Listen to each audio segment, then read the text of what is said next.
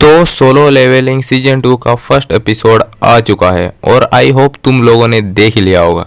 अगर मेरी बात करें तो हाँ, मैंने भी देख लिया है और the anime was too good. तुम एनिमेशन की बात करो या बीजीएम की बात करो या फिर तुम इंट्रो की बात करो, एवरीथिंग इज माइंड ब्लोइंग। मैंने एपिसोड पूरा एंजॉय करके देखा है क्योंकि मैंने रीअवेकनिंग मूवी नहीं देखी थी। क्यों? क्या हुई? क्योंकि मुझे एपिसोड देखने में ज्यादा मजा आता है। तूने तो झूठ पे झूठ, झूठ पे झूठ, तेरी माँ की। हाँ, मैंने मूवी ढूंढ नहीं पाया। क्या क्या क्या क्या क्या क्या क्या क्या? अबे वो सब छोड़ो, वीडियो पे कंटिन्यू करते हैं। तो एपिसोड स्टार्ट होते ही हमको पता चलता है कि जिनबू को जाना होता है अपनी छोटी बहन की पेरेंट्स मीटिंग में और हमें दिखाया जाता है जिनबू की फर्स्ट लुक।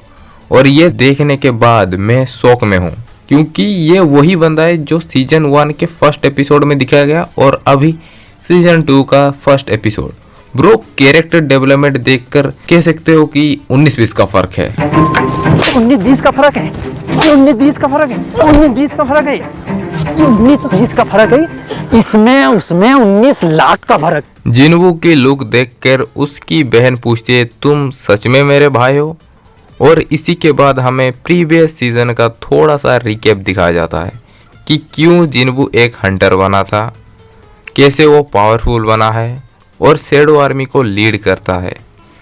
और उसी के बाद आता है इंट्रो और पूरी एपिसोड एक तरफ और इंट्रो एक तरफ।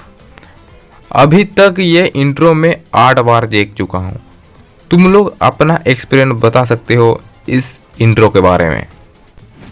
Now back to the topic. Jinwoo school पहुंचते ही स्कूल की सारी लड़कियां जिनबू को देखकर कहती है, वाह क्या लड़का है, वेरी हैंडसम बॉय, इससे तो बहुत मजा आएगा।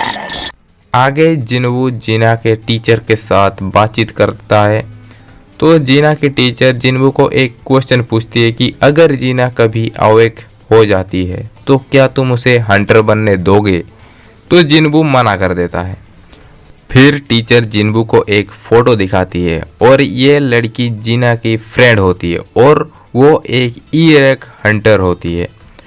और नेक्स्ट सीन में हमें दिखाया जाता है कि जिनवू उस लड़की से मिलने चला जाता है। लड़की जिनवू को देखकर सोचती है कि जिनवू उसे गिव अप करने के लिए बोलने आया है, पर जिनवू उसे एक मिशन के लिए लेने आया है। और दूसरी तरफ अमेरिका से डोंगसू वापस आ चुका है अपने भाई का बदला लेने। फिर हमें दिखाया जाता है कि एक सी रैंक का गेट ओपन होता है जिसके अंदर जाने के लिए कुछ हंटर रेडी होते हैं और इस गेट के अंदर जाने वाले हैं टोटल 10 हंटर। उनमें से उनको लीड करने वाला है ए रैंक का हंटर किमजुल और वो एक टैंकर है। 5 बी रैंक हंटर, 2 सी रैंक हंटर और 2 ई रैंक हंटर्स। वो सारे गेट के थ्रू एंटर हो जाते हैं और जिनवू को कुछ अजीब फील हुआ। तभी वहाँ पे डिफरेंट लाइट आने लगती है और हमें पता चलता है कि ये एक नॉर्मल गेट नहीं है, ये एक रेड गेट है। और जिनवू जैसे ही अपनी आँख खोलता है वो देख के शौक हो जाता है कि ये हम कहाँ आ गए। और जिनवू के साथ बाकी सारे भी शौक में थे। तभी किसी ने हमारे एक साथी को एरो से मार देता है, पर जिनवू इस लड़की को बचा लेता है। पर यह लड़की जिनवू को बचाते हुए देख लेती है और उसे पता चलता है कि जिनवू कोई आम हंटर नहीं है। फिर हमें दिखाया जाता है आइस एल और हंटर्स इन्हें आइस एल्प्स कहते हैं और ये बहुत ज़्यादा पावरफुल होते हैं।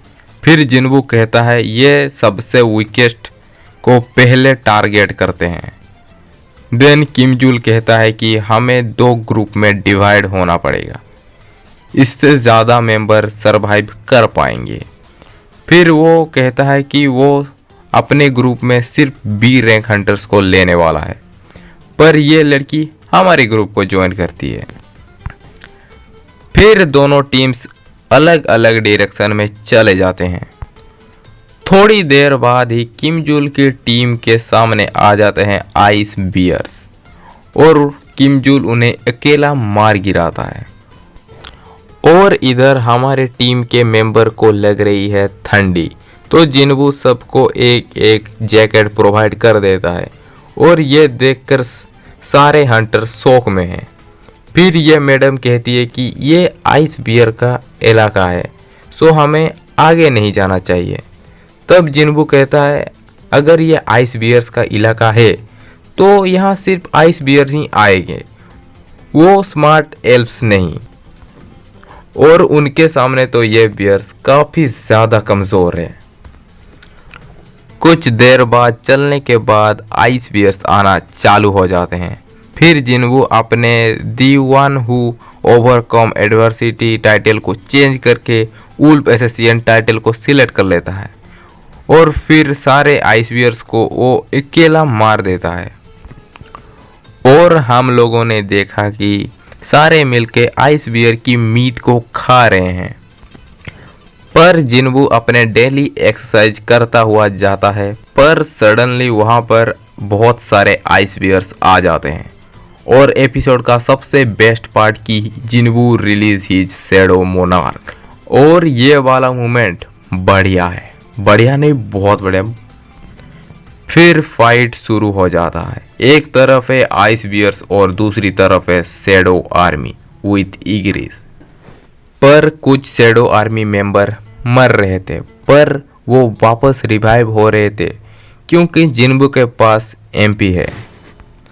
पर थोड़ी देर बाद आता है आइस बियर्स का बॉस और वो आते ही सारे शैडो आर्मी को ख़त्म कर देता है और जिन्वू के पास भी एमपी ख़त्म हो जाता है।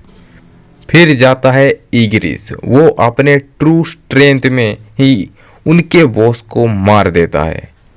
वहीं दूसरी तरफ किम जुल की पूरी टीम ख़त्म हो जाती है और किम जुल के सामने होता है मेन बॉस बरूका। उसको देखकर किम जुल भागने लगता है और इसी के साथ एपिसोड एंड होता हुआ। अब मिलते हैं नेक्स्ट एपिसोड में, तब तक के लिए गुड बाय।